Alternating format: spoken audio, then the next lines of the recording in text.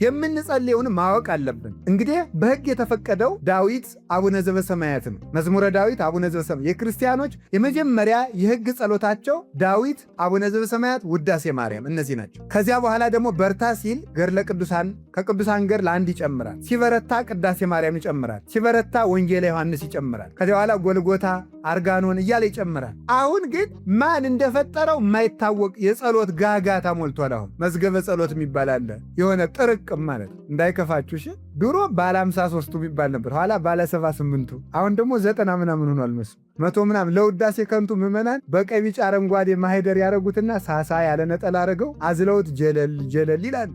አንዱንም አያነቡት ማለት ነው። ከዚያ በኋላ መልካ አርሴማ አይቀር፣ መልካ ሚካኤል አይቀር፣ ውዳሴ አምላክ አይቀር፣ ሰይፈ ሚካኤል፣ ሰይፈ ስላሴ አይቀር፣ ሰይፈ መለኮት አይቀር፣ ግግግግግግግ አንዱንም ከዚያ በኋላ አይጸለይም። መጀመሪያ በሕግ የታዘዘውን ጸልዩ። ከደም ጸሎተ ባርቶስ ምንድን ነው ይኛል?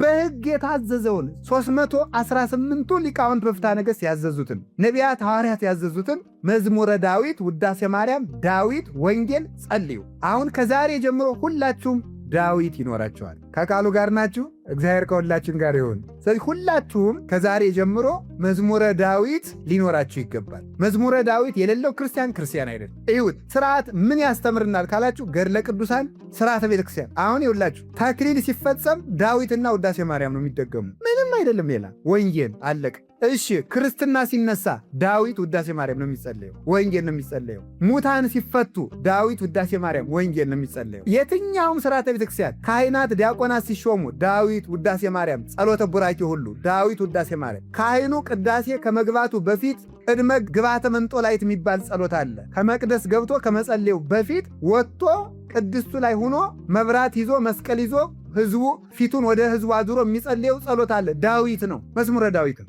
በየትኛውም ጉዳይ የሚጸልየው ምንድን ነው ካላችሁ መዝሙረ ዳዊት ነው።